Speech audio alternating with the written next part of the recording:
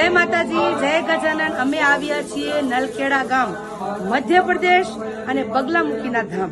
तो तमे जोई शको छो के भूदेव आया यजमानना कल्याण माटे यज्ञ विधि करी रह्या छे। मां बगलामुखीने प्रसन्न करवा माटे अने अमारा दरेक यजमानने मनोकामना पूर्ण थाय एना माटे अमे पण अहींया पधार्या छीए अने एमना कल्याण माटे अमे आ विधि करी रह्या छीए।